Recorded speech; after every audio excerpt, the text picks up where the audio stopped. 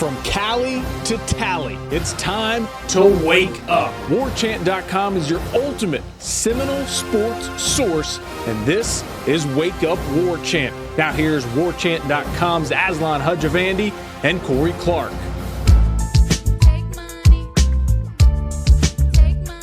Wake up! What up, everybody? Let's go ahead and rock and roll on this program. It's Wake Up Warchant. I'm Aslan. Corey joining us via satellite or the internets. Corey, how are you, friend? I'm good, buddy. Sorry I had to get out of town, but I had to get out of town. It's Thanksgiving, family time. Family time. Dude, I heard the old headlines on the radio when I was driving around. Your sis serves dinner at 7:30 on Thanksgiving? No, well, yeah. So the first few times she hosted, and she's been hosting now, I think, for like 6 or 7 years. Yeah, we were looking at 8 o'clock. Sometimes after, like I remember one Thanksgiving, the late NFL game was starting as we were eating. And finally, last year, I'm like, this is crazy. I told her and my mom, like, this is nuts. People don't eat Thanksgiving dinner at 8:30. Yeah. People are going to bed at 8:30. I mean, not me, but other people. I was like, can we move it up to like a normal time? And I wanted it to be like 2. But they split the difference, and now it's like 5:30 or 6. Yeah. But yeah, one night, it used to be 8:30. It was nuts. I'm on Twitter seeing all these people. They've already had 3 meals for Thanksgiving. They've already eaten leftovers, and I'm still waiting on the main course. That's not what the Pilgrims and Indians wanted. That wasn't part of Squanto's plan. Squanto wanted you to take a nap. Are you a turkey or ham guy? Oh, come on, man. That's turkey. All right. Although turkey's I have a weird relationship with turkey. That's a weird thing to say. But I don't really like, it's such a dry meat. But with gravy and dressing, that's what makes turkey really pop. Yeah. You get that turkey a little wet, a little moist. Oh, yeah. With some gravy. And throw that in your gullet. And things are a lot better in the world. Ham, you can have ham anytime you want. It's fine. I eat ham all the time. All right, man. We're going to talk some football today. Some late breaking news from last night. Florida State lost a commitment. Charles Cross, he's an offensive tackle from Laurel, Mississippi. We'll try and patch Michael Langston in to find out why, what it means, where Florida State goes from here, whether the house is burning down, what's going on, why can't they recruit offensive linemen. And we'll also do some Renegade Express. We'll take your questions from warchant.com, and we're still deliberating whether or not we're going to give you something for Friday, but we'll figure it out here soon enough. A couple news and notes from yesterday. Corey, I don't know if you saw this tweet. One of these guys from one of these Recruitnik or Draftnik guys. I really should find out his name. I'm not trying to diminish his work. Let me stall and tap dance and try to find the name. His name is Dane something. I know that for sure. That helps, right? Dane Brugler. He's from The Athletic. Tweeted out that he hears Levonta Taylor is going to return for a senior season. Apparently, he had an MRI performed here in the last few weeks that revealed a stress fracture in his back. It's something he's obviously or apparently been playing with all year long. So, bitter pill, bittersweet. Because I guess this explains a little bit, right? I saw somebody kind of joke about it on Warchant. He's always been short. It's not like he, went from 6'3" to 5'9" over the summer. But he had his struggles this season. Maybe this explains some of it. And apparently sounds like he wants to try to make it right. Yeah, that would be really interesting if that has something to do with it. I think that guy, if it's the same guy that writes for The Athletic, he did a story with Taylor, I think in the offseason, like maybe in June or July, where I think we're not really supposed to go outside of Florida State sports information to arrange interviews with players, but this guy didn't know, I guess. So I think he just DM'd Taylor in the offseason and ended up doing a whole story with him, like breaking down film. Okay. So maybe that's his guy. Like, I don't think this guy, he's not really a part of the Florida State media, but that doesn't mean he's not knowing he doesn't know what he's talking about, or he doesn't have a relationship with Levonta. I think he does. So if he's saying that, I think there's probably some validity to it. Both of them, that he's coming back and that he had a back issue. And again, wouldn't that make Wouldn't it just make more sense than just all of a sudden? Because it wasn't just like Taylor was good last year. When we watched him, and I know, granted, it was early August, but he was really good when we watched him, just in practice. Yeah. Just really competitive. Nobody was catching anything on him. He was jumping over people. So it's odd that it just would have gone away, that he all of a sudden couldn't play anymore. And if that's the case, then, man, good. Wouldn't it be something if a Florida State player actually made a wise decision when it came to whether to return or leave for, to return to school or leave for the NFL? Wouldn't that be something? Wouldn't that be a nice change of pace? It would be refreshing. So yeah, that would be very nice for Florida State. That'd be like signing a big time recruit, quite honestly. To have him back, I know people kind of roll their eyes at him because he had a bad year, but number one, he might not have been healthy. Well, we know he wasn't healthy with the hamstring, but he might not have been healthy with a back. And you don't turn down Levonta Taylors if you get him like that. All of a sudden now you look at your secondary next year with don't they have a 5-star kid coming in? Dent? Yeah. Akeem Dent. So you have him, you have Samuel, you have Samuels, you have Litton, Nasruddin. All of a sudden you're looking at what could be a pretty stacked secondary. Maybe you can move Jaden Woodby back there, and then you have a senior leader that could really help things. All of a sudden I think that makes your back end look pretty darn good, where, for a lot of this season it was not at all. It certainly wasn't a strength.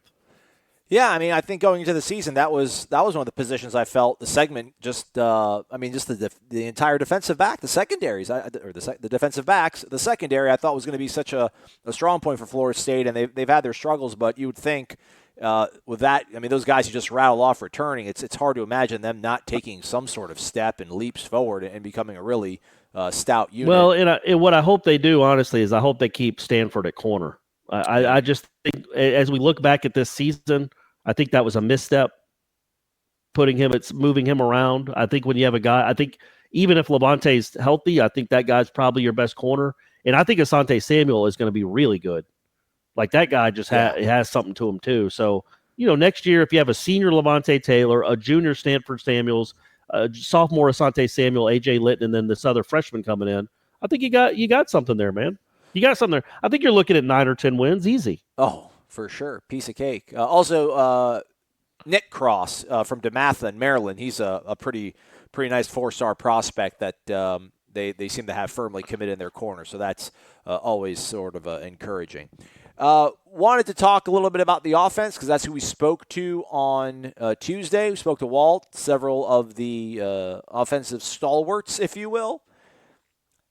How about Walt Bell? I mean, at first it was just I kind of laughed it off, but I almost want to say, way to go. He's trying to angle for a head coaching job somewhere, showing that he knows how to politic for his guys.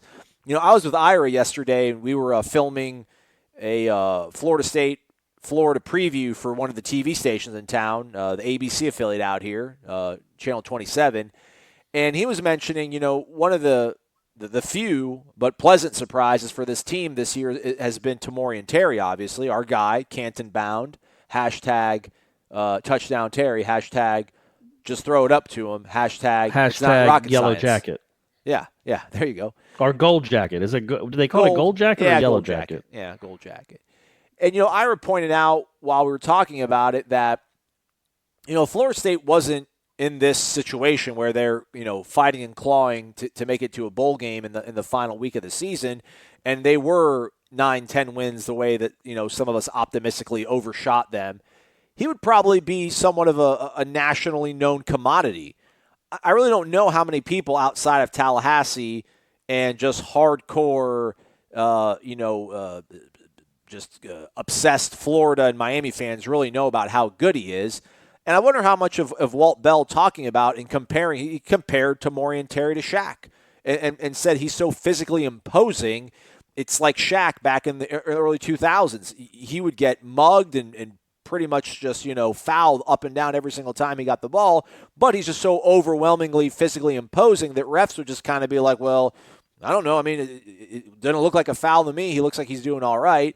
I think that's a really good move on Walt Bell's part because I'm sure these refs aren't sitting and scouting out every team that they're about to ref, and maybe they don't look at things so closely. maybe they hear this. Maybe it gets back to them somehow that, oh, hey, Florida State's got a guy that is supposed to be really good, and maybe we need to keep an eye on the way that other teams defend him. So it made for a good little soundbite and might be able to make for some good gamesmanship come Saturday. Yeah, I don't think I buy that, man. Oh, it's the ACC refs. Oh. They might now. Okay, I'll say this: they might call pass interference, but then one of their buddies will come and tell them to pick it up. Right. So, I mean, I wouldn't think that it would. I mean, I get what he's saying. It's smart to do, but I don't think it's going to matter at all. Plus, I think Tamorian's drawn a couple pass interferences, I think, this year, but not nearly as many as he probably should. In fact, a couple of the catches against Notre Dame that he actually did catch, he was getting tackled as he's catching it. Before he's catching it, he still made the plays. So, yeah, I think when you're that big and strong and fast, I think there's a natural inclination when you're playing a Boston College or a Duke or somebody like that the refs will maybe feel a little bad for the guys trying to cover them. So they'll let them get away with a little more. Yeah. All right. Well, but it's not. Is it hurting our man? No. No, man. Just can't stop, won't stop, man. You know how many receiving yards he has this year? No, how many receiving yards does he have? 666. Ooh. So just throwing that out there. This football. Which, hey, they're playing the Gators, so it's the right time to have that number. There you go. Hey-o. Anyone? Hey. Anyone? Is this thing on? It is. It is. Sorry. Is this thing working? I'm all over the place right now. I'm trying to pull this thing up here. On Monday, I asked Willie, and this is something I've discussed with, I don't want to say in depth, with the great Ira Schofel, managing editor of Warchant.com. If you're not a member, use the I'll tell you what, this better be the last time you bring up Ira's name. If you want to talk about Ira so much, why don't you do a show with him? Whoa, I think people want you and Ira to do a show. They want me out of here. Right, that's not true, buddy. But Ira, man, Ira is just, I don't know, poor Ira. He works too hard. We can't put more on his plate, folks. Sorry. True. It would be awesome, though. I've wondered, I want to see Willie in the locker room, man. I want to see how he talks. We see the way he talks in front of us. You wrote that little thing up Monday after he talked about the celebration, dancing after the Boston College win that keeps everything alive. All the streaks are alive. And friend of the program, Single Shot, this guy just can pull everything from anybody. It's a 40-second clip, Corey. I just want you to listen to this and give me your thoughts ultimately. All right, you ready for this? I'm ready. All right, this is Willie coming up. He's shushing everybody. Who's next? Florida. Who's next? Florida. Who's next? Florida. Who's next? Florida. Who's next? Florida. Who's next? Florida. Who's how? Let's get a breakdown again. It's almost done. 1, 2, 3, Florida. What did they say there at the end? Yeah. 1, 2, 3, what? Blank, Florida. Okay. All right. Okay. Yeah. What do you think about that, Corey? Yeah, man, sure. I think I'll turn it back on you. They had 4 or 5 really big time visitors this weekend, right? To the official visits, taking official visits that were in the locker room, on the field, in the locker room after the game. It's really good that they won so they could have a moment like that. But again, if you're a 17 or 18-year-old kid, heck, if you're a 22-year-old kid and you're a senior on this team, I think that gives you a little juice. And Jimbo wasn't above that either. Now, he had maybe, a different tact.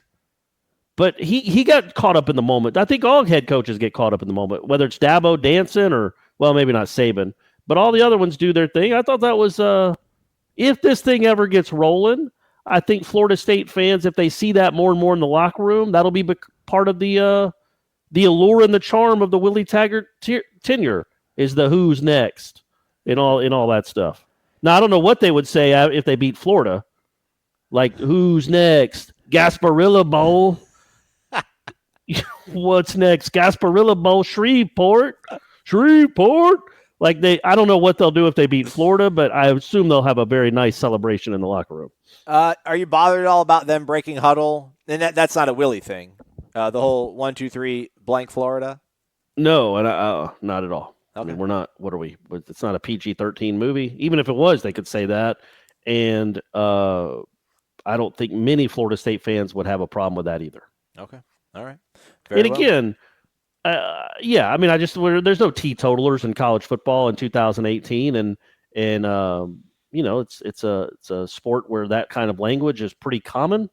The guy that recruited them and brought them here uses that language quite often.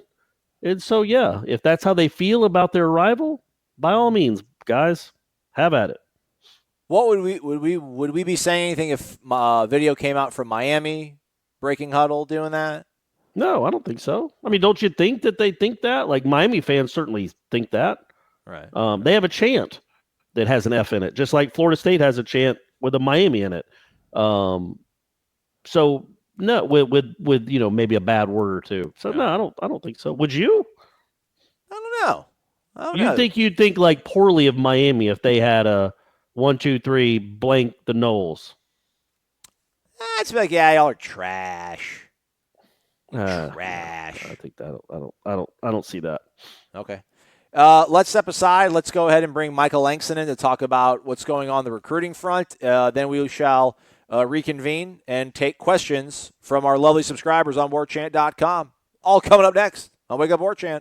You're listening to Wake Up Warchant Low Carb Beer for the Seminole Soul. Back to Aslan and Corey.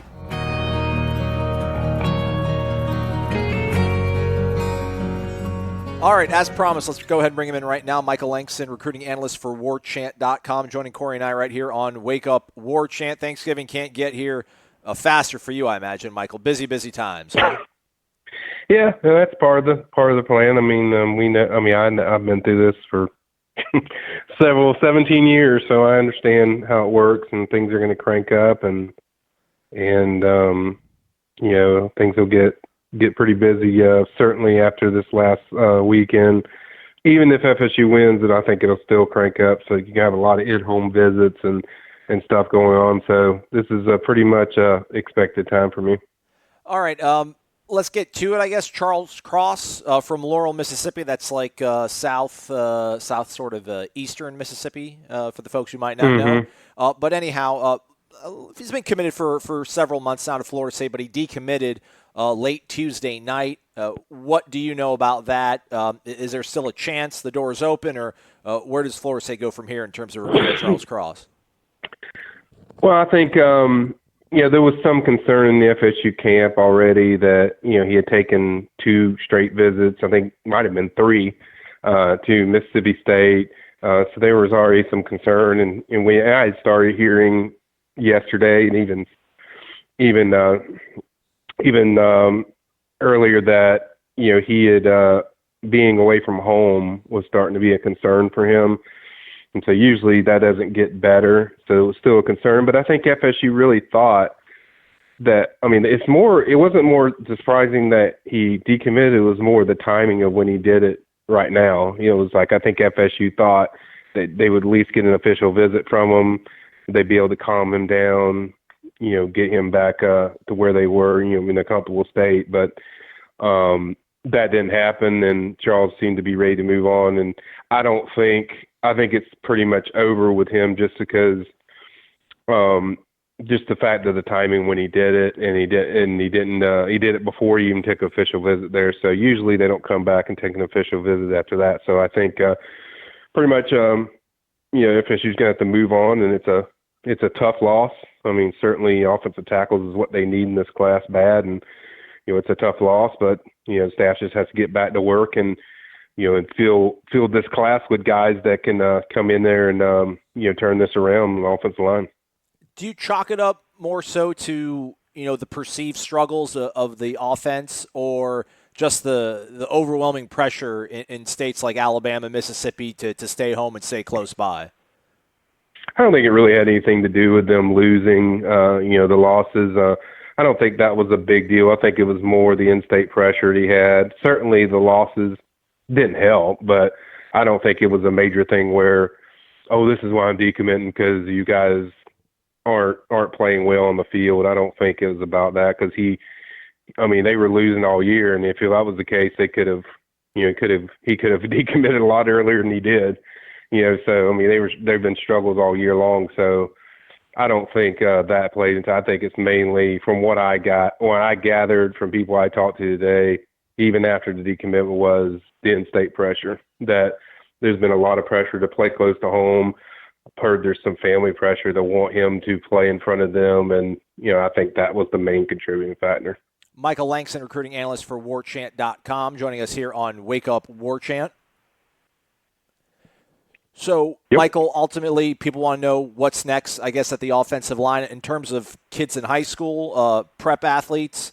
Who are some of the guys? And Will Putnam, I imagine, is still a guy that's on the table and on the board for Florida State. Yeah. Anybody else that things might be kind of trending in a positive direction for? Well, I think Putnam, I haven't heard anything to make me change my mind that FSU, leads. He took official visit to Clemson. I think from what I can gather, he still got in-home visits coming up, and that'll be probably next week. And then after that, he'll take a couple weeks off, and then he'll make a decision. So I still think they can pull that off, and it seems likely to do so. At tackle, we just have to reevaluate we're going to have a hot board coming up soon. And I'll touch on some new guys that, we've discussed on the site, but, kind of give more, detailed look into. I think one guy to know in JUCO is Desmond Bland. He's committed to Nebraska, but he's JUCO prospect. He's definitely going to officially visit FSU. His biggest factor is playing time. He wants to get on the field. And I've heard he has some connections with Fry. There's some connections there, so they know each other pretty well. And then the other guy, I think, from the high school standpoint, I think that they're probably going to crank it up for is Charles Turner. He's an offensive tackle out there at IMG Academy. He's close friends with Dante Lucas. He's already visited FSU twice, maybe even 3 times sometime this year. Definitely twice for, I think, games. And I think he's a guy that they'll probably ramp it up for. He's a guy I think the staff likes, and certainly a guy that be a good fit in there. He's committed to LSU right now, but being from the state of Florida, I think FSU could maybe use that to their advantage of getting somebody in state. But he's a name that I'm kind of going to watch. But I'm sure more names are going to emerge to me in the next few days. Who could potentially replace him, because tackles is still the main position. In fact, I would say out of all the positions, they would like to get a center. Obviously, if it worked out perfectly, a JUCO center to go along if they do get Putnam. So they need immediate help there. But I think the main guys they're going to look for is tackles. So I expect more guys to emerge and come forward in the next few days. But there's going to be a lot more targets. And, it's very sour news just because something they don't need as far as losing offensive linemen. But at the same time, not totally shocking the way recruiting works. It just happens. Michael, in your estimation, I know you mentioned Bland. A lot of fans think, hey, this should be easy enough. Just go to the JUCO sort of list and start pulling kids. Is that something that you feel this staff is openly exploring right now, is trying to get guys that can make an instant impact? Because Charles Cross, I don't know, would it be fair to say that he was a project, or was he a guy that people expected to show up day one and contribute? No, he was definitely going to be a guy that need to get his body frame right. He's going to take 1 year to get his frame right, and then you can revisit the situation with Charles Cross. Kind of compare it to Jalen Goss that, came to FSU last year. Not frame isn't there yet where they want, but kind of has that fit that they're looking for as far as an athletic tackle. Kind of fits Fry's kind of, I guess, blueprint of what he wants from tackles. But he was still going to be a year away from doing anything. It's not like he was going to go out there and start. He's not like I feel about Dante Lucas, where he can come in, I think, and help them out pretty quickly. But I think with Cross, it was more he's going to take some time. So, but on the JUCO front, yeah, they're exploring all kinds of, grad transfers. We've already, talked about, I think Gene's mentioned it, and I've mentioned it a few times. Josh Ball, former offensive tackle, he is. What I hear, it's there has some legs to that. So that's a possibility, and I think that's likely that he comes back. He's an offensive tackle.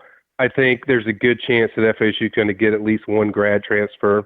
So I think they're going to cover all angles, Aslan. I think JUCO is going to be a heavy part because those guys can come in and play right away. I think the plan for them is to possibly get 2 JUCOs, 3 if you're fortunate, but probably 2, maybe get a grad transfer, maybe 2, and then recruit some high school kids and see how that goes and get the guys in there. But I think the numbers they would like to see, you get between 4 and 6 out of those guys. I think if they match between 4 and 6, obviously 6 being the preference, but I think if they do that, they've improved their product and they'll have some guys coming in there ready to, to help this team out. Because they need guys. Look, you want talent, but they need guys. That's why JUCO is so important. It's like they need guys that are going to help them right now. Like they're to the point where we've seen what they are. Corey's seen what they are. They need help, and they need help like right away. Don't say that, Michael. I think this offensive line is rounded into shape. I don't know if you've watched these last 2 games, buddy, but they've been great. I was going to ask, do you think will it help at all the skill position players that they have coming back? And does Sam Howell, when you have a good quarterback or any quarterback coming in, do offensive linemen care about that kind of stuff? Like who they're blocking for, or who else is on the offense with them? Or is it just strictly position coach and head coach? Well, I think it makes it a lot easier when you have a guy like Sam with Sam, you have a guy that can run this system to a T. They haven't had that yet. DeAndre is not built to run this offense. James Blackman wasn't built to run this offense. Sam Howell is a perfect fit.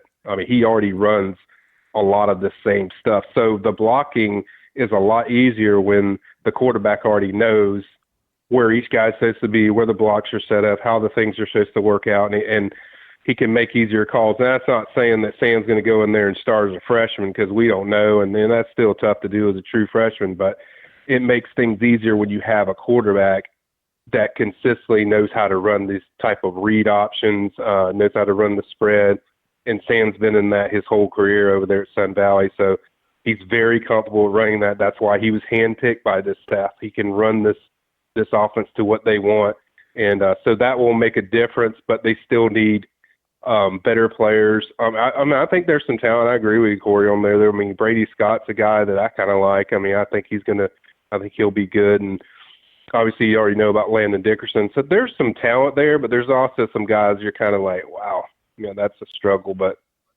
they do need help there, and that's why they're looking to the JUCO ranks where they want to have more options to choose from, more options to work, and maybe some of these guys will work out, maybe they won't, but they need help right away, and this is the best way to do that when you're talking about grad transfers and JUCOs. So that's why they're overturning every stone. They know this is the most important thing to address with this team, and Willie is certainly they're getting after it.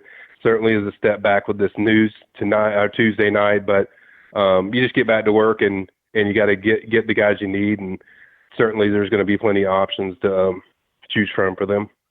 The best on the beat, the best in the business. Michael Langston, our recruiting analyst over on Warchant.com. Check out all of his work over on the website. Hot board coming soon. Have a happy Thanksgiving, Michael. Thanks for joining us, man.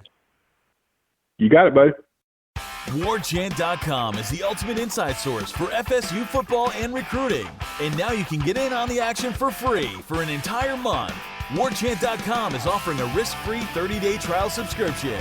Get full access to the #1 website covering the Seminoles just by entering the promo code WARCHANT30. That's WARCHANT30. Sign up and get in on the world's most active FSU message boards. Receive breaking news, stories from our award-winning staff, plus get exclusive interviews and videos. Just enter the promo code WARCHANT30. Warchant.com, your ultimate Seminole sports source.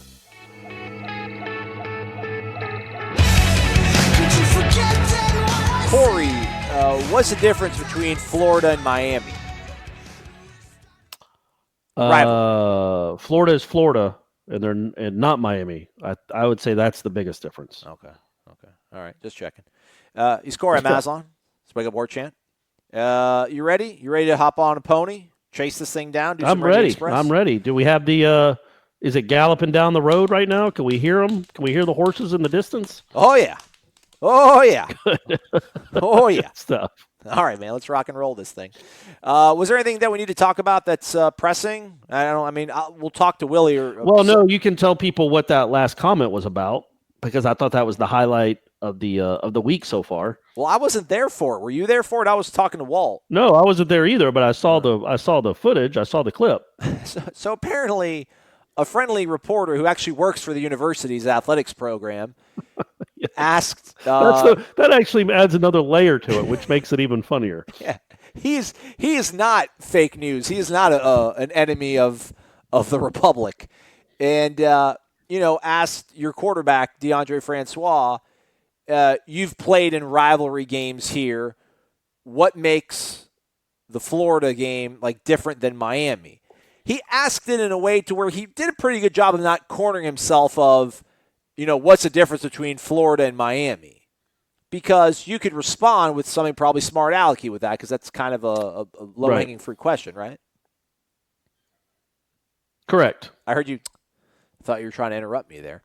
No. Sorry, buddy. Fine. So, yeah, he asked, basically, hey, what's the difference between the Florida and Miami rivalry?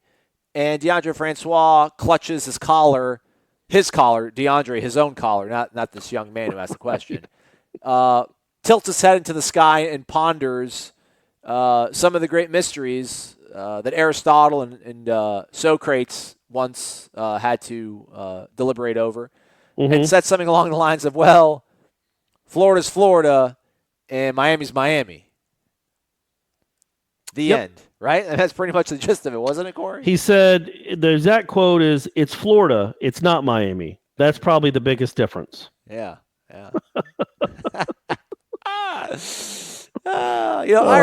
you gotta love him. You gotta love him. He just doesn't. It's almost like it's kind of refreshing. Yes.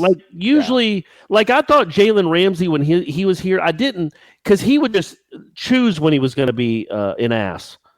It just and not just for no reason. They just won the ACC championship, and he sits there and is doing his Marshawn Lynch. Just every word is one or two answers for no reason. Just staring daggers at everyone after a win for no reason. And then the next time he'd come out and he'd be engaging and funny and big smile.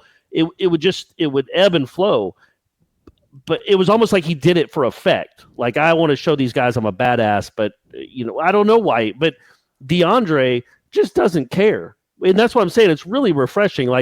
His disdain for the questions, for the whole process, again, it's transparent, and it's really refreshing. And the thing that's weird about DeAndre, for real, is that after games, win or lose, he's usually really good. He's awesome after games. It's amazing. Really good and insightful and enlightening. Actually will smile and give you thoughtful answers. But in the mornings before these practices, it is a treat. It is a pure joy, and that's the all-time DeAndre Francois moment from this season. Is what's the difference between playing Florida and playing what's the difference between this week and when you play Miami? And his response was, "It's Florida, it's not Miami. That's the biggest difference." Yeah. Delightful. To an FSU employee. Yeah. Just the best part of it all. So, anyway, God love him. God love DeAndre. Good stuff. All right. Let's start this bad boy. Bimini Bound begins us off. He says, a major flaw that I have as a person is that I was born in Gainesville. Unfortunately, I cannot change that fact. That said, a win against Florida this weekend, and he did not he actually said UF, and he did not capitalize the letters U or F. That said, a win against UF this weekend would be a monumental leap towards restoring my constitution. How refreshing was it to see Francois pick up some yardage with his feet on design quarterback run plays last week, Corey?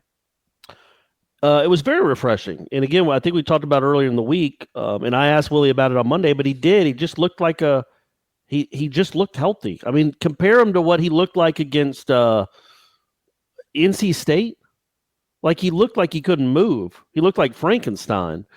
Really looked like you or I out there trying to make yards in a competitive Division I college football game.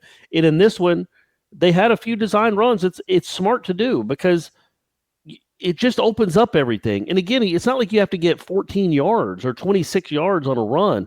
But if you get 4, Okay, well, you're 2nd and 6, and also they have to keep you in mind, and they have to know that you're an actual threat, and that can open up other things in the offense. I don't know if he's been hurt, and we didn't know it, like re-injured things or re-aggravated things and played through it. I don't quite know what the deal was. Not NC State. I can't remember who it was. Clemson, maybe, because he didn't play against NC State. Somebody he played, he looked like he could barely move. Well, the Miami game, the Clemson game, he took a shot that, we think, and he said that he was concussed, but it was the Miami game where he kind of slid, got tackled awkwardly, and you thought maybe something could have been tweaked or aggravated. Yes, that could be true because I think Wake was the next week, right? And maybe it's the Wake game that I'm really thinking of, and Clemson too, obviously, but where he just looked like he couldn't move at all. Like, just looked like there was no explosiveness at all. And again, he's not a great runner. He's not really all that fast, but he's certainly mobile enough to get 6 yards here and there or 9 yards here and there, just like every Division I quarterback in the country should be. So moving forward, yeah, man, we'll see how much that's utilized against Florida, but I assume it's a part of the offense now. And I think, like, he only got sacked once. So, and I don't think he got sacked that much against Notre Dame. No. So, he's starting to get rid of the ball quicker. The offense is moving a little better. I think a lot of that really is, like, his athleticism has returned, his health has returned, and he's moving around a little bit better. I think he also probably sees the finish line, not so much for his career, but the season. So Right. maybe he thinks that, whatever he's got left, he can start expending it now, Yeah, true That that. could be there. Next question, Doak FSU1. Looking back at our schedule this year, do you consider it one of the hardest ones in the last 10 years? 7 top 25 teams, Northern Illinois, 7-win team, Samford, 6-win team, 2 out of the top 4 teams in the playoff. Brutal. Yeah, well, I mean, I wouldn't throw Samford in there. It's a 6-win FCS team, so I don't know that you'd throw them in there. But and also what you have to remember too, and this is true, man. I don't discount Virginia Tech at the beginning of the season being different than what we see now. Number one, they had their quarterback, and they were young on defense, but they were healthier on defense. That's not the same Virginia Tech that just got blown out by Miami. Just like I really don't think, mindset-wise, after Louisville lost that Florida State game, man, that was a wrap. I don't think they've given up less than 50 points since. Not that Florida State played well in that game, but I think that Louisville team is different than the one that Florida State had to get, frankly, pretty lucky to win. So, yeah, with that in mind, the last 10 years, sure. Yeah, it's got to be. It's probably the toughest schedule because the ACC hasn't been like this. At NC State, that's a 9-win team. I know they lost to Wake, whatever. That's a 9-win team that you had to go on the road in between playing 2 playoff teams, playing 2 of the top 4 teams in the country, and in the middle is you had to go on the road and play a 9-win team. And then you follow up with Florida, who's an 8-win team. And so, yeah, I would say it's definitely one of the harder schedules in recent memory. Can you think of one that rivals it? Man, last 10 years? No. I mean, all of Jimbo's schedules were easy. That's like the revisionist history on him. Like, he always had easy schedules. I mean, if you go back and look at 16, again, Ole Miss was 11th in the nation when they played him. Louisville was 10th. Miami ended up being 10th when they played Miami. Clemson was 3. Florida was 13th. Michigan was 6th. But again, I guess the 1-2 combo of Clemson and Notre Dame, that just doesn't happen. I mean, yeah, 2016 they played 6, and I don't really care that Ole Miss was ranked 11th to start the season. They finished 6 and 7, but they did play 6 ranked teams that were ranked 6th, 6 ranked teams to finish the season. Like, they were all ranked in the top 20 when the season ended, including the national champions. Right. So yeah, that was a very tough schedule. And don't forget about Charleston Southern. I think 14 was. I thought it was tougher than other people did, obviously. But yeah, like Louisville finished with 9 wins, but because nobody cared about the ACC back then or respected it, 9 wins, and they had 10 players drafted off that team, and they finished 24th in the country. Yeah. I'm sure behind a 4-loss Mississippi State team. Ole Miss, not Mississippi State. Ole Miss, it's different. No, I'm saying in 14. Oh, sorry. Because yeah, apologize. Mississippi Oh, State, playoff, I think they finished with 3 or 4 losses, but I'm Yeah. sure they finished ranked ahead of Louisville, even though they had the same record. Yeah. 14. Clemson was 22nd. Notre Dame was 5th at the time.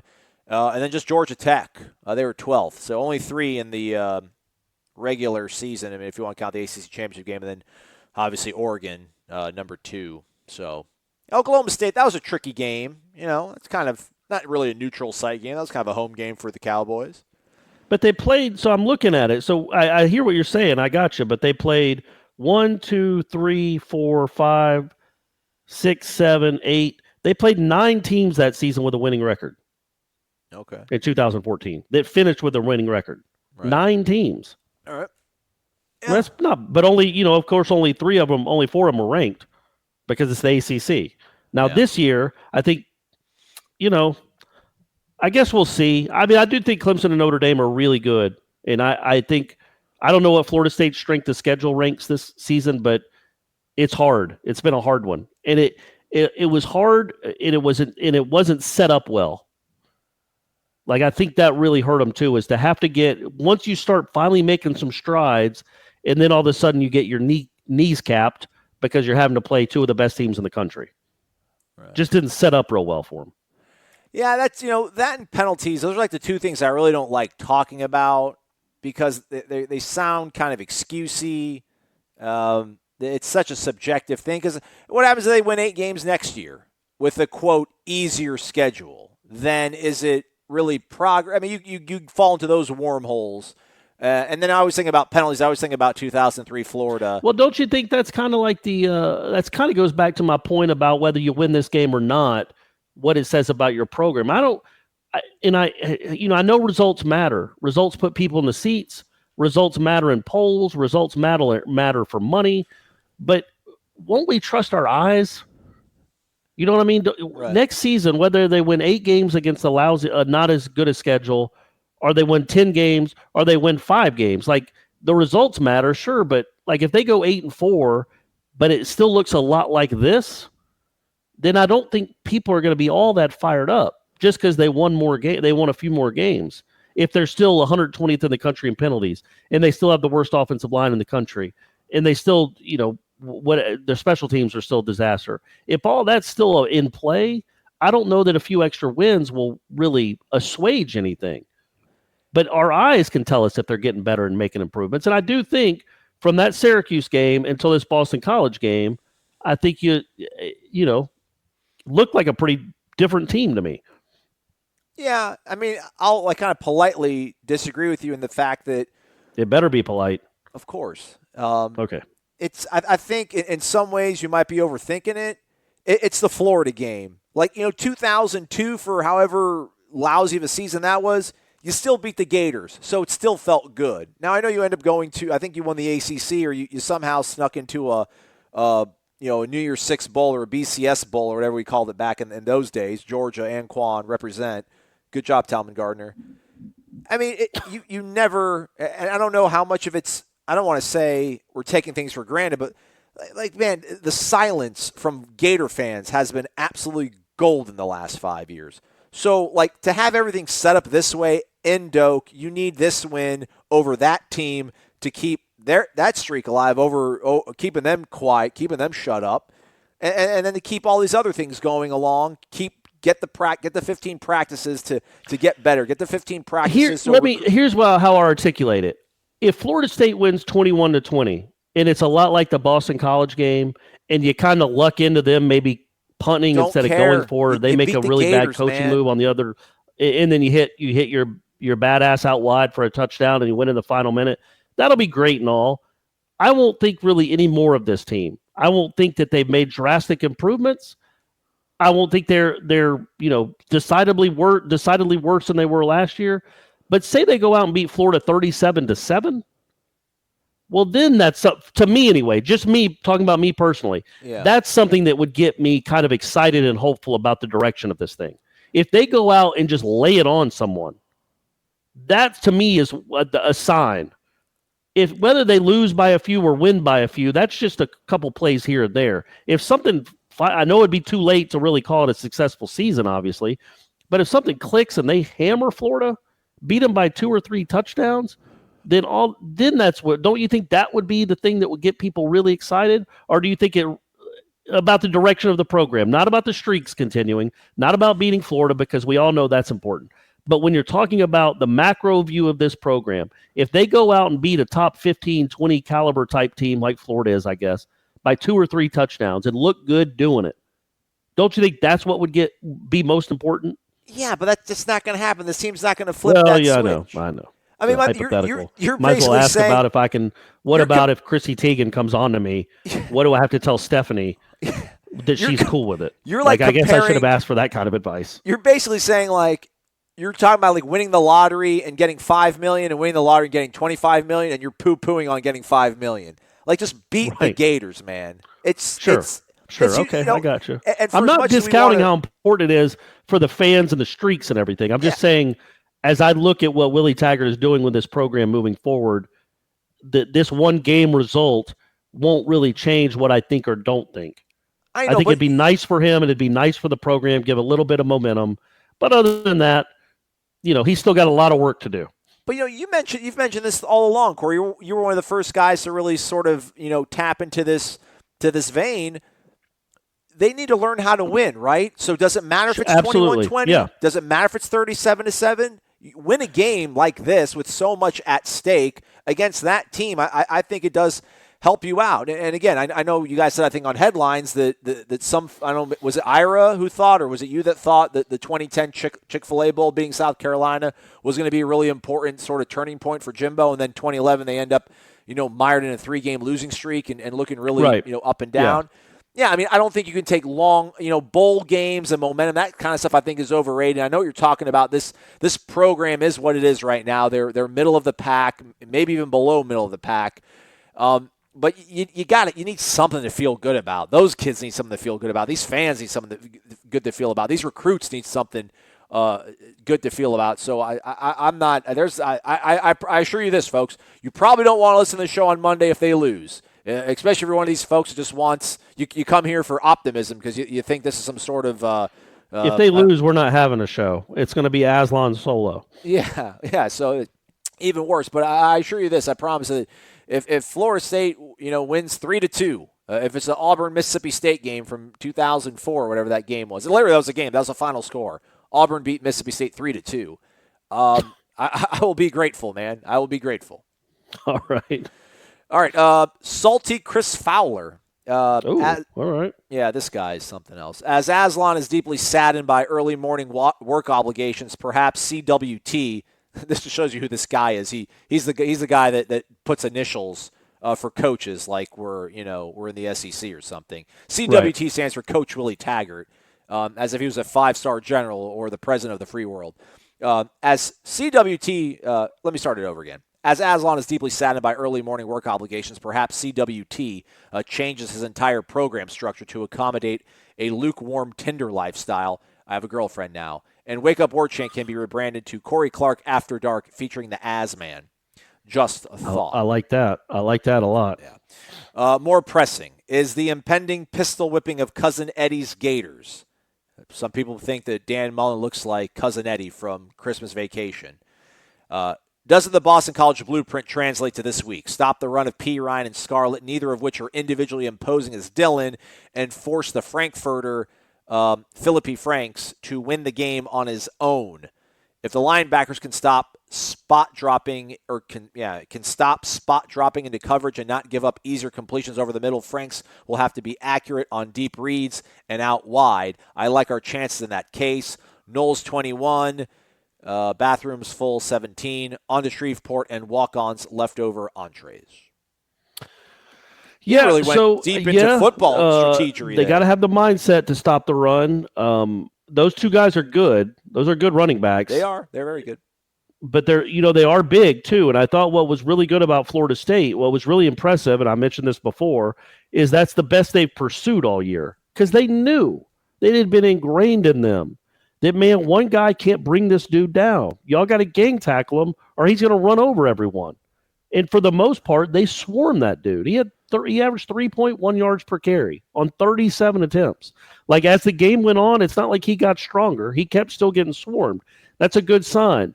Little different because you're going to be spread out more.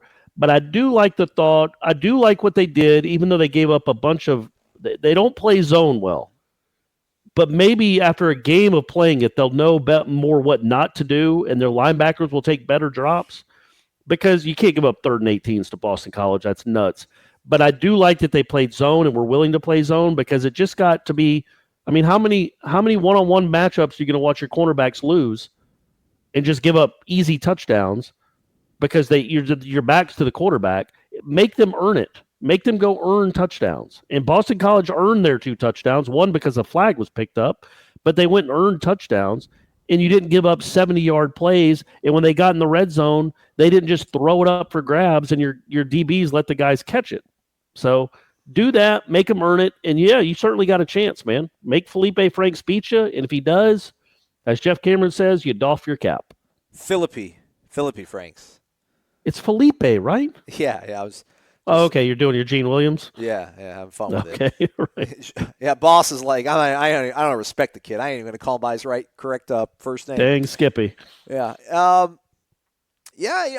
think the Louisville game, the second half, they tried to play a lot of zone, and there was a whole bunch of guys running wide open, and thankfully the quarterback couldn't hit the broadside of a barn. So I think that was kind of the turning point for Harlan in terms of what he's going to try to get done. And he's mentioned over and over again, making things simpler, dumbing it down, his own words.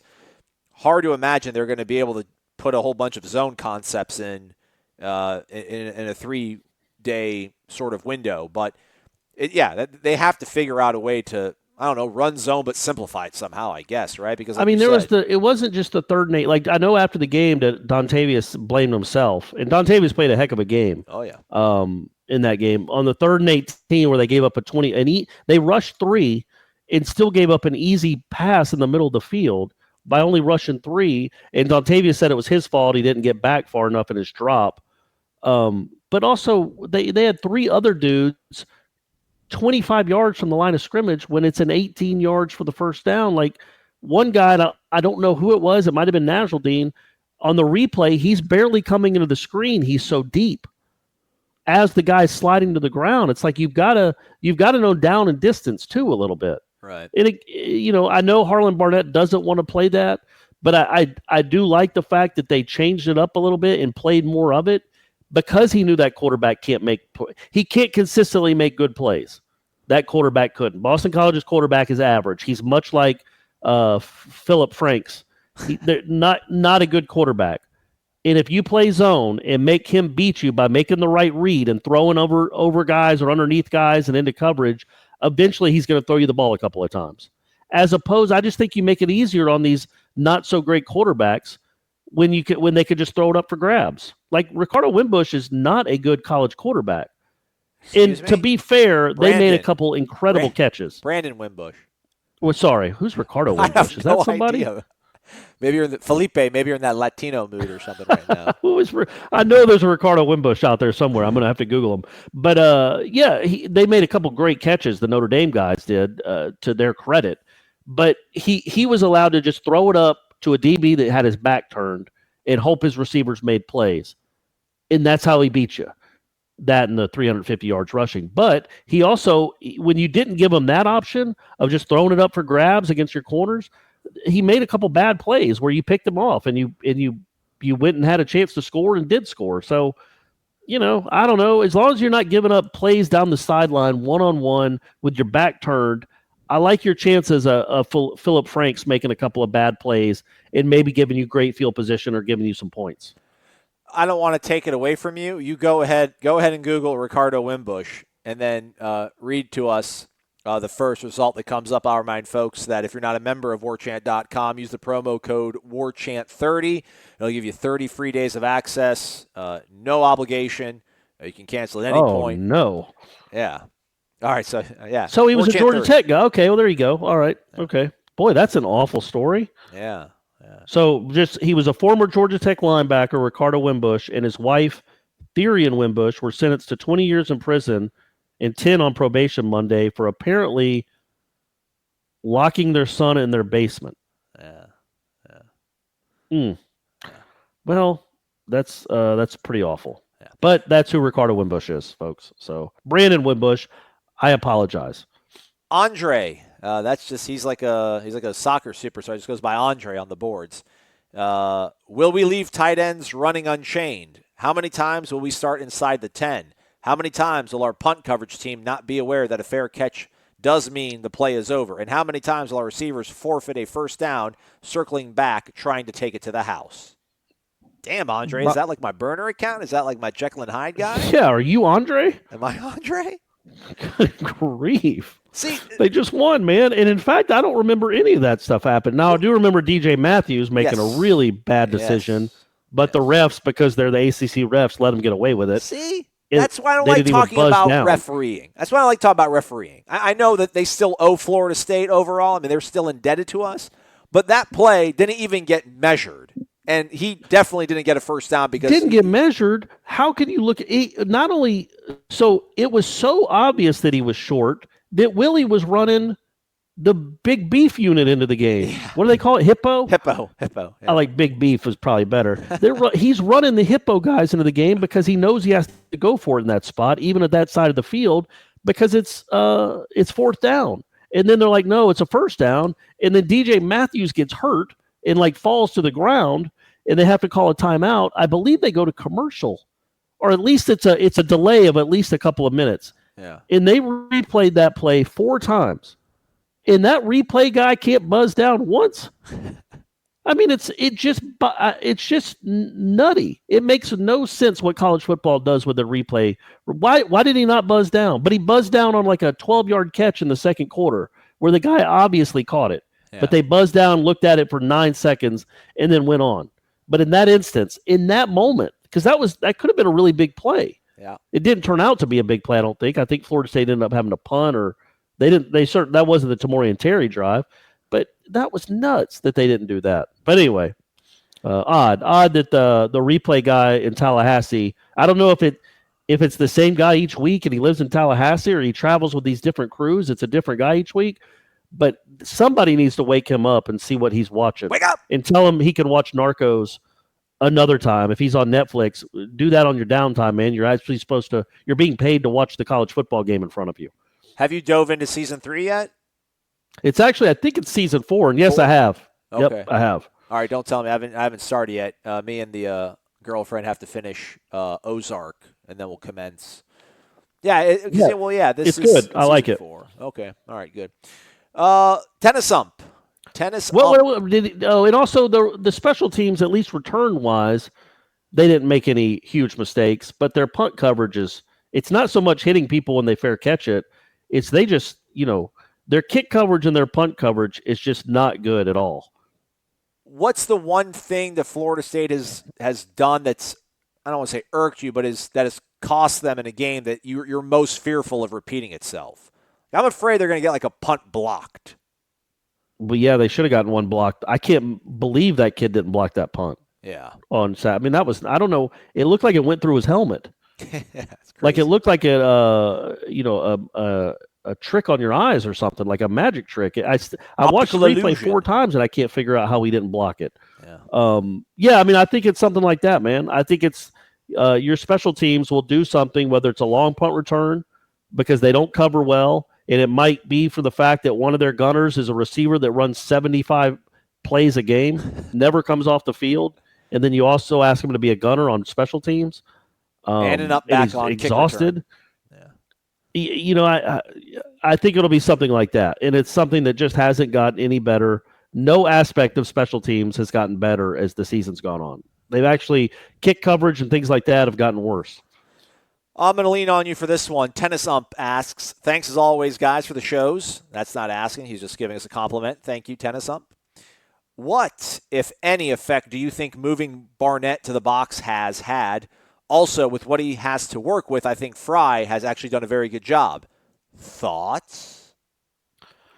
I don't know. I mean, the short answer, the simple answer is you can see things better from up there. But I don't know what kind of like real impact it has to have him up there. Does he have to be up 200 feet in the sky to see that his corners are having trouble sticking guys one-on-one running down the sideline? I don't know. Who knows? You know what they haven't done a lot lately, and maybe it's because they They haven't the teams they've been playing. It doesn't seem like they've done a lot of blitzing. Not lately. And they were doing a lot of that early NC on. State, they didn't do it because I feel like they knew that he would pick them apart, or they thought he would. But when you're having trouble getting a pass rush of any kind, you'd think they'd send more guys from different angles, and it just doesn't seem like they've done that a whole lot. No, yeah, it's been a while. I think Mark Snyder's got a way about him that maybe just his voice, I don't know, more calming, but maybe he just has a better way of, I don't know, rallying the guys. Maybe just something as simple as that. Maybe Harlan just better suited to be the guy who creates the crazy invention that changed the world, not the guy who sells it to the world. So that's he could be the Wozniak. And you're saying Mark Snyder is more of the Steve Jobs. He's the seller. He's the guy that stands there at the Apple launch event. Never saw the movie. Wozniak's back in the background, back in the backstage, tinkering with the machines and stuff. Yeah. Everything is not binary, Steve. Don't you get it? That's like the only thing I remember from the preview they kept running. My thoughts, I'm a man alone on an island with many things. One of my properties is Greg Fry Island. The offensive line, again, I get it. They're not good. I don't think they're nearly anywhere as atrocious as a certain segment of people that like to bang that drum continually go to. They're not good. Oh, that's crazy. They're awful, but I don't think it's his fault. Like, there's no way you can watch the line and think they're anything but awful. But here's my thing. Also, like, they're not getting. It's hard to coach that. Like, he doesn't have Ball, Dickerson, Minshew now. Not that really counts, but Jawan Williams is a shattered football player that I'm sure they didn't think that would be the case in August. Kid, yeah. The offensive line they had last year was what? Leonard, Ball, Dickerson some of the time. Yeah. Kelly. And now who else? Derek Kelly. Yeah. And so now look who his tackles are. I mean, none of these guys are actually tackles. Right. But he's got to play them there. So it will be nice to see what he can do with like people that he recruited that play the position they were recruited to play. And also he didn't look, man, I know Corey Martinez wasn't ever anything great at this school, but he was a guy that they were probably counting on to be a fill-in guy. And he just up and quits in August. They could have, he'd have started the last 9 games of this season. I'm positive of it. Yep. Yeah. Because that's where Florida State is offensive line-wise. Now, they could have really used him. So guys that they had last year that they don't have, Leonard, Ball, Dickerson, and Martinez, and those aren't great players by any stretch. Yeah. But that shows you what he was left with, that you would be longing for the days of Rick Leonard and Corey Martinez. I just think people talk about this offensive line like they're constantly getting holding calls and false starts every single drive, and they're getting knocked back into the quarterback, and they're not creating any clean pockets for him at all. Like, I get it, but it's not few and far between. There's poor DeAndre Francois probably has the x-rays to show for it that he's getting beat up. But there's been a couple games here where he hasn't gotten sacked. The hurries have limited. It's just, again, with how limited they are physically or mentally or whatever it is, I feel like they're giving the team a chance to move the ball, and maybe not enough, and then you're having to execute at such a high efficiency level because you're not getting the opportunities. You get a 6-play drive, maybe only 3 of them are actually clean plays that get off, so that limits your ability to move the ball. But again, like we're talking about them, like people talk about that like they're bad news bears, like the ball's going over his head every single day. That's happened a few times. It hasn't happened in a while, knock on wood. Again, I'm not trying to say that they're good. I just think that there's certain times where you have to figure out ways to coach around it, and there's certain things that you should be able to do to figure things out, and I think they have. I think they've made it work. They've got 5 wins to show for it. They need just one more, and we'll probably stop complaining about it. I think the biggest problem I had with them at the beginning, really through the middle of the season, was it didn't seem like they were taking into account how bad the offensive line was. The Syracuse game was just a joke. Yeah. How bad they just kept running the same plays as if something magically different was going to happen and they were going to start working. They could not block it up, but they kept running the same play over and over again. The same with Virginia Tech too. But, so you look at the Tamorian Terry play to beat Boston College. Well, they get their best running back blocker in there to block because heaven knows as soon as the ball is snapped, Brady Scott is beat. And that's no offense to Brady Scott. He's not a tackle, and that number 2 for Boston College can play. But he was by Brady Scott. And if Jacques Patrick hadn't have been helping out, that pass never gets thrown. Never gets thrown. It might be a fumble. It might be a strip sack, and the game's over because he was going to be sacked. But they helped out. They're like, you know what? We're going to keep our big 230-pound running back in to help these guys that can't block. There you go. And they also had their quarterback moving a little bit. Yeah. All that helps. Just make some sort of adjustments to help the worst part of your team. And I think they've done that the last few weeks. I thought the Notre Dame game, they were okay. It's just they got down 17-0, and that's a good defense, and they didn't play well in the red zone. But I thought overall they've started to at least take a few strides in trying to help their guys, help those 5 guys out. Yeah. All right, Noel Dad 84. Hey guys, gobble gobble. I'm just reading what's on the screen. Virginia Tech fan. Yeah, gobble, gobble, gobble. Looking for a quick comment on the rumors going around about a shakeup on the staff. Other outlets reporting we are going for a new receivers coach, O-line coach, even a co-defensive coordinator, ? Definitely agree special teams needs a new coach, but I can't see how getting rid of Fry would make sense. He's done well with what he has to work with. As usual, I love you guys. Oh, that's sweet. And you know we love you. Yeah. I mean, it's speculation. It's rumors. I think we would all be stunned if the staff was intact. And I think it's going to be an interesting offseason to see what exactly Willie Taggart's all about and what he deemed the positions that weren't working, that weren't going to get better. Because it's, I know that you want to have a vision in your long-term project and your program, but the areas that need fixing. He's seen that for now. It's going to be 12 games here after Saturday. So I'm interested to see what he does do. I would be really surprised if Greg Fry's not here, but maybe Willie Taggart thinks he doesn't fit with what he's trying to do on offensively. So that would be very surprising, though. Isn't this another one of those damned if you do, damned if you don't thing? If he does get rid of guys, it's okay. Look, he's better than the last guy. The last guy could never get rid of anybody. But then people say, well, what is he doing hiring these guys and they're not, and dumping them after 1 year? What does that show about his, ability to find exactly. coaches? It's both. It's it's good that he can recognize a mistake that he made and he's not too proud to not recognize it, and he's got the gumption to tell a guy sorry man, it's just not working out, even though he doesn't want to hurt a guy's feelings. Nobody wants to fire people. But yeah, I would also say, well, he made mistakes in the first place. Like if he gets a new receivers coach, well, that's him admitting that he made a mistake in hiring David Kelly. Now we know why he did it. Not hiring David Kelly. David Kelly was always going to be a part of the staff. Yeah, that's not forward. right. I think special teams, you can say that would be him owning up to a mistake. David Kelly, again, he had somebody in mind, Willie. It didn't happen. He was in a pinch. He needed somebody in place. David Kelly's done it before. Sure, and they were actually, when it happened, they were going out to visit Trayshawn Harrison. Right. Like they were on a flight to go recruit Trayshawn Harrison to get him to Florida State.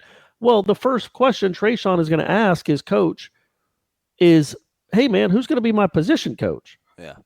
And if you say, I don't know, I'm still working on it, well, that gives him some pause. But if you say, hey, man, he's actually this guy right here. Do you like him? He's like, yeah, man, David Kelly's awesome. I love him. Yeah, well, then there you go. Here's your position coach. That's when he offered David Kelly the job on the flight to Oregon or Seattle, wherever my man's from. Seattle, somewhere out west, man, somewhere where all the hippies are and all the big trees. And so, but now that he's had a year, and if he has somebody in mind, then yeah, David Kelly could go back into more of a background role, which you get the sense, obviously, that that's really what he wanted to do. That's certainly what he came here to do. And he kind of stepped in because they were, it wasn't like they were just signing one receiver last year. They signed 4 or 5, and so you got to have a receivers coach before signing day. I need to write this down. I want to ask you a follow-up question, but if I do, we'll probably go into a 5 or 6 minute rabbit hole, which I don't want to. So I'm going to try to remind myself. It'll probably be one of those off-season questions I'm going to start accumulating. All right, good. All right, we got 2 left. Maxwell Gibbs. Maxwell Gibbs coming to us from New York City. Nuck if you buck, Aslan and Corey. what is your favorite Florida State memory moment? First off, Maxwell, it's Florida State, Florida. All right, get it right? Sure. His personally was being present in the swamp for the 2013 beatdown, sitting in their version of the Champions Club. I'll never forget the amount of Florida State fans that were present in that stadium and on the campus. It felt more like a home game, especially with the sound of the Warchant zeroing out their cheesy Gator Chomp crap. Side note, Corey, you need to quit complaining about doing a show the day after Thanksgiving. The Friday after isn't technically a holiday. I know plenty of people that are either back to work that day or have to use PTO. Never thought I'd say this, but Aslan has become my favorite of you two. Ouch. Well, that's crazy. Ouch. That's ridiculous. Ouch. I mean, I don't mean that in a bad way, Aslan. You know I love you. Well, but I'm that's, hurt. I know. thought Maxwell and I had something going on, but I see how it is. All right, whatever. Yeah, I kind of thought y'all were on the same wavelength anyway. Like you were more his speed as just as people. I thought you were more of his boy. Still, it hurts. I'll be honest. It's hurt that anytime somebody chooses Aslan over you. Can you imagine that, Maxwell Gibbs? If somebody said they liked Aslan more than you? I'm here. I can hear you. Oh, sorry. I thought that was an internal monologue there. I didn't know I was speaking. Favorite Florida memory? Of being there or just in the rivalry? He just asked, what's your favorite Florida State, Florida memory? Probably the choke and doke. Okay. Yep, I was there with my dad, and I think I've told this on headlines before, but when it was 31-3, he left at the end of the fourth quarter, and I go, "Where are you going?" And he goes, "To end my life." It was 31-3, and he came back up like 5 minutes later, and he sat down. I was like, "Man, I thought you were going to end it all." And he goes, "Yeah, well, I took cyanide. It's going to take a while." And that was the mood in the stadium in the start of the fourth quarter.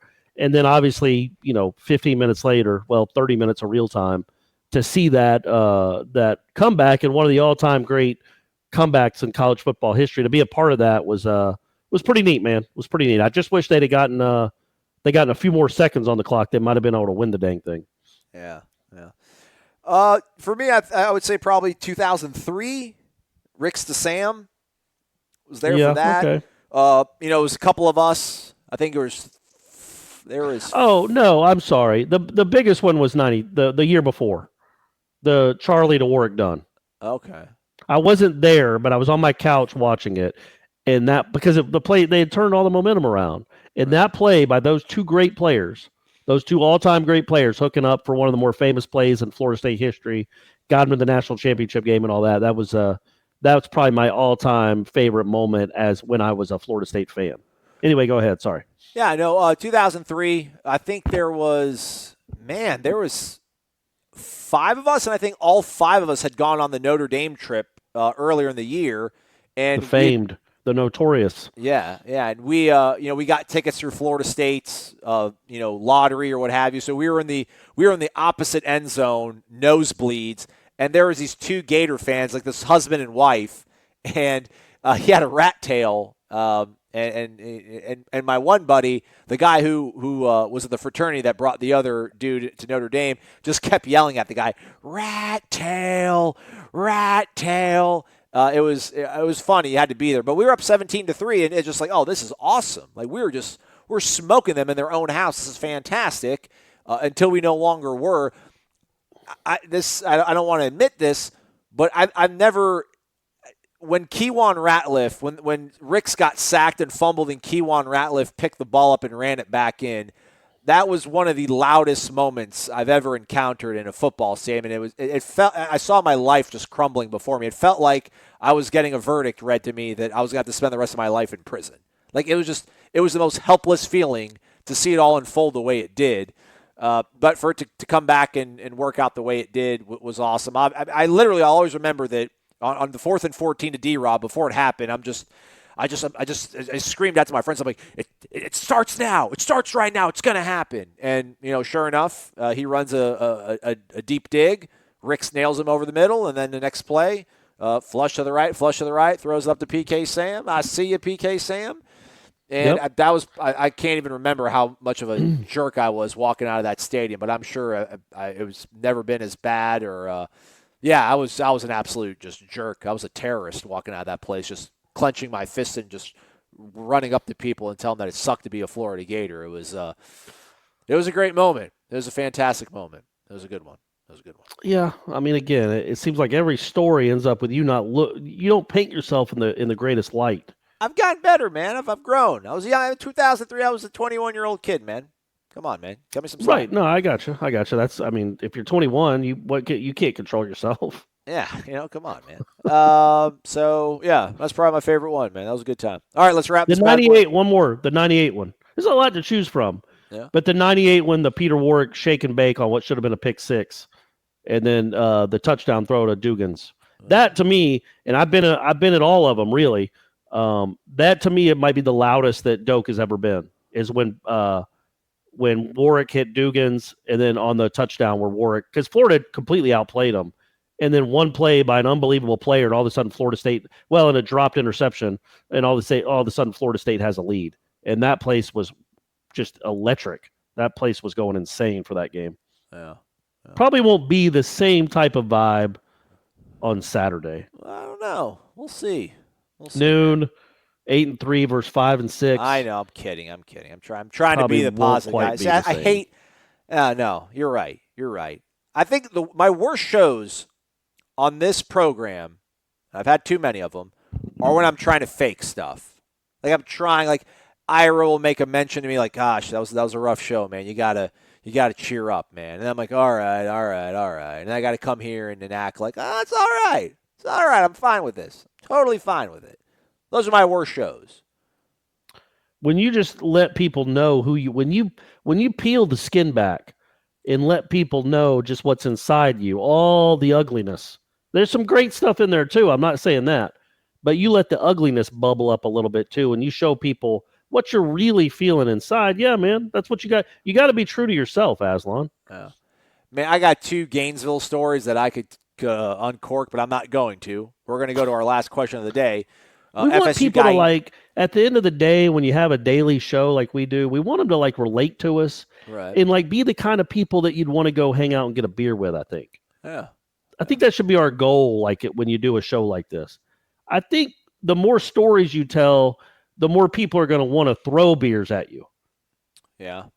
So just keep that in mind when you tell your ugly Florida State fan stories. I enjoy them. I think they're awesome. I'm doing it for the brand, though, man. I'm doing it as a Florida State fan, terrorizing opposing fans. I'm not hurting my fellow Florida Dole. fans too, which nobody feels. I think they'd feel upset if you were doing that to if you were at Virginia and just talking all kinds of crazy nonsense to Virginia fans. Yeah, come on, man. I wasn't raised by But wolves. Florida fans deserve it. I feel you. Yeah.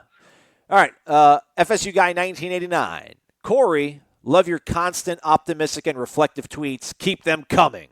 You got it, buddy. What is the one thing that you both need to see in order to say that FSU is back to where they were in the 90s? For me, it's consistency. I know that was a big thing with the old Christmas tree in the lawn guy we had previously, but I think there is some merit to that. I also think seeing us destroy a team on both sides of the ball for 4 quarters will start that conversation too. P.S. Gator fans are the worst. Even when they lose, they feel entitled. So annoying. True that. Can I start us off here, Corey? Go for it. Oh, it's you never say you were going to start off? I'm trying to think how. I know what I want to say, but I don't know quite how to say it. Do you want to sing it? At what point do we come to grips that that's never going to happen again? That was amazing. That 98, 99, 2000, 87 to 2000, the 14 years being ranked in the top 5 or the top 4, that yes, we're 38, yes, we're 47. That was in the teeth, the prime of our formative years becoming football fans. That's what Florida State was, and that's what you aspired. I'm not 47. Well, I'm just saying the people listening to the program, and I'm not 38 either. I'm just throwing out numbers. Oh, okay. All right. I was like, throwing out numbers. All right. That was 29. magical. Anyway, go ahead. That was magical. That was it's hard to call it an exception because it was 14 years of just running roughshod. That won't happen again. We need to find a way to maybe just be happy being in the playoff once every 5 years. I'm comfortable with that. I think I may be in the minority, though. I don't. Of course, I don't think a '90s will ever happen again. There's too much parity, and the ACC is too good. I mean, you can't. Florida State could play its C minus game in the '90s and still win by 2 or 3 touchdowns against everyone on their schedule not named Florida or Miami. That or Virginia occasionally, but that can't happen now. They have to play well, or they can lose to almost anyone, and that's the reality of anyone in college football not named Alabama and sometimes Clemson. But so it's not going to get back to the '90s. It can get to what Clemson is, though. Like, Clemson's been in the conversation now for 6 years, going on 6 years of being one of the top 5-10 teams in the country. Maybe 13, maybe 5 years, half a decade though. They've been at one point they've been ranked in the top 5 for like 6 straight years now. Florida State can get there. Dabo doesn't have some secret formula that only he knows. Like, he's not doing anything incredible. You take good players. You got to get good players. He does that. Willie's going to do that. Willie is doing that. And you got to coach them up with really good coaches. And we'll see. I mean, I like Harlan Barnett. I think he can do a good job. I don't know if he's as good as Brent Venables. He certainly doesn't have the pedigree. So there is a formula though there for you to be consistently in the conversation. And are you going to be top 5 every year for Of course not. But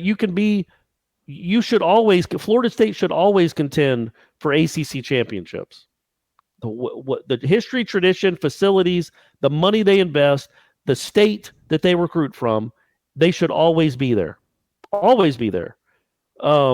There's really no excuse once you get there. Like, it's just odd that we're here because I thought it was going to be rolling along. I thought it was just getting started, and then it goes back to offensive. In my opinion, a little offensive line, a little quarterback, a little Jimbo with personal problems, and kind of maybe lost a grip on the program, and it kind of devolved. But I think if Willie can turn this thing around and is the coach that they think he is, that there's no reason to think he can't go. If he stayed here for 10 years, that they wouldn't be a top 10 team 8 of those years. Top 10 wasn't the 90s. I mean, top 5 was the 90s. No, I'm saying, yeah, I don't, it won't be that. That's an impossible standard. But I think they can be in the conversation each year to get a playoff bid. See, that should be the goal. I'm not saying they'd get there, but once every 5 years, I mean, that's like Notre Dame stuff. Florida State's better than Notre Dame. It's a better job than Notre Dame. It's got more tradition than Notre Dame since, we got out of black and white TVs. It's a better job. It's easier to recruit at Florida State. So there's no reason that, I just think that would be, if I'm the AD at Florida State, the floor for me would be one playoff appearance every 5 years. Clemson's doing it every year. Why are they doing it and you can't? I think Florida State spends more than any school in the ACC in athletic. Like, their athletic budget is bigger than any other program in the ACC. They spend more than anybody else, even Clemson. But that's the total athletic budget. I think when you talk about Alabama, you talk about Clemson, you talk about Georgia, talk about Oklahoma, everybody in those offices of power and their version of the Moore Center, they're all pulling rope for football. And I know Florida State does as well. I mean, it's the economic driver. Everybody knows that's what puts food on the table for everybody else. But is there anything – people care deeply about women's athletics at Florida State. People care deeply about baseball at Florida State.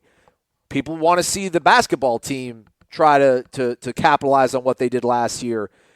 We want to be all things to all people at Florida State, which is extremely endearing, redeeming, and I think is a great thing to shoot for. But aren't there not sort of side effects to that? That, if football goes down at Clemson, I feel like everything there, depression probably sets in the entire building. Florida State's got a whole bunch of other balls in the core. They got a whole bunch of other things in play. They got a really good the track program starting to bounce back now. And I don't know if those are mutually exclusive things. Like, if you're going to be an awesome football program, like, do you have to go all into the fact that that's everything else is totally secondary and an afterthought? I don't think a lot of the programs at Florida State outside of football, I don't think they're afterthoughts. I think there's maybe the money isn't there, but I think the resources, the human resources, the time spent brainstorming and wanting to bring them up to speed and keep them at the highest levels, maybe at some point it has to be a little bit of a detriment to the football program because, like you said, Florida State's got the money. They have the talent pool to pull from. They're hiring the good coaches. There has to be something there, man. And I don't know how much of it is just Jimbo botching it or what, man. And I don't want to come to. But Jimbo didn't want for anything. Like, he had the 8th highest paid coaching staff in the country last year. If you want an indictment of Jimbo Fisher, and again, I'm not an anti-Jimbo person in the sense that I don't think he can coach or he only needs Jameis Winston. He's a good college football coach. They gave him the 8th highest paid coaching staff in the country last year, and half of those guys can't get jobs. Like, Florida State invests. Harlan Barnett's making $950,000. Now, are they spending it on the right people? Well, we'll figure that out. But I just the football facility is coming. Like, they're on par with everything they need to be on par with to compete. And there's all these other not natural, but there's all these built-in advantages that Florida State has that other schools don't, like tradition, like history, like the student population, the female population at FAMU and FSU, and those are recruiting advantages. Well, I know it's 2018. Those are recruiting advantages for young men. It's always been sold. Florida State fans have been selling that for years. There's a lot of stuff built into this where it's Florida State is set up for long-term success. And that's why, again, they've been to a bowl for 36 straight years, because they're set up for long-term success, and they haven't had a losing season since Gerald Ford was president. So I don't know, man. I think they can get back to where it was just 5 years ago they were the best program in the country. How many people tripped over themselves to take this job, though? And this is not a knock on Willie. I think all things considered, Willie probably was the best candidate out there for Florida State. They identified him. They went after him. They got it done in a day and a half, it feels like. But we keep talking about the tradition and how many guys tripped over themselves that, and I guess we don't know the answer, but the wanted that job that were high caliber, better than Jimbo, great college football coaches. Oh, I mean, I don't know. Who's that? Who's in that? I mean, you don't think anybody's better than Jimbo. What, Saban? Dabo? Like, who? Urban? Those guys aren't coming. You can't. I don't know who you would even try to get. Yeah. I mean, I think from the pool that was available, they got their guy that they thought was the best one. They didn't get turned down by anyone. And that was a guy that just went to Oregon and felt really bad about leaving. Yeah. But that dude was a hot commodity, whether you like him or not. That dude was a hot commodity. No. Like I said, no, I'm not saying you. I'm just saying in general. So remember, Florida got turned down by people multiple times. Yeah, good. Florida State point. went and got the one guy they wanted. I don't think it was like, man, do we want Scott Frost or Willie Taggart? Do we want Chip Kelly or Willie Taggart? Yeah. I think it was, we want Willie Taggart. Do we want Chris Peterson or Willie Taggart? They wanted Willie Taggart. They got a Florida guy and they brought him home. And I don't know who else would have been out there that would have been more appealing. And it did kind of come suddenly. Like, it wasn't like Jimbo was really in danger of being fired. When Florida's made their moves in the past, there's always been buildup, and people have been known for, like Texas A&M. Everybody knew, like in September, that Sumlin was gone. So they had 4 or 5 months to court Jimbo Fisher. Florida State had a week, and they got their very best candidate, their top candidate, coming all the way across the country to coach this program. Best on the board. What? I was saying, like NFL draftling, take who's best on the board. He was best on the board. Yeah, exactly. Yeah. And they got it done really quickly. It's a very appealing program. It doesn't mean it's an automatic. You can automatically win here. You still obviously got a lot of work to do. But I think, again, the ceiling, man, they're going to always put a lot of money into football. That's where that's where all the bread gets buttered. And they know they have to be good. And they know they're going to lose money next year because that schedule is so bad, and they're be coming off a disappointing season. But they're real. I mean, there's no, if he gets this thing rolling, there's no reason to think he can't be Dabo. None. Yeah. You know, they pay as much as Clemson does for the entire coaching staff. They put as much money or more than in their coaching staff as Clemson does. They're going to have the football facility. They have as nice a stadium. They have a passionate fan base, and they have more history and tradition. And they're in a better location with better players. So if he can't win, I would be really surprised if in 3 or 4 years Willie Taggart doesn't have this thing rolling, and then I think it stays rolling as long as he stays engaged. I just think it was a confluence of events with Jimbo where he kind of lost his way. He held on to some coaches he shouldn't have held on to, and he really struck out at quarterback. And the first sign that he could go, he went. And I don't think that's the norm.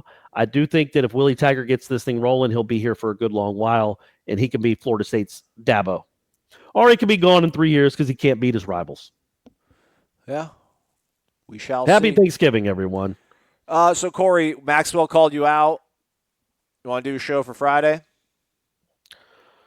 I mean, sure. We'll do a show. It'll be a quick one, though, right? We got phone calls. We got phone calls we'll answer. This has been another marathon edition. Yeah. What has this been, a 3.5-hour show? Pretty close. Feels like Ben-Hur. It feels like the Ben-Hur of Wake Up Warchant, this one. So, yeah, we can do one on Friday, but we're going to keep it short. And, we're not going to have a Thanksgiving episode, obviously. So from all of us here at Wake Up Warchant, from everyone here, from obviously Aslan and I, and our team of interns and PAs that work around the clock to produce this thing and get it ready for you guys, we would just like to say happy Thanksgiving. God bless America. God bless your turkey. God bless dressing.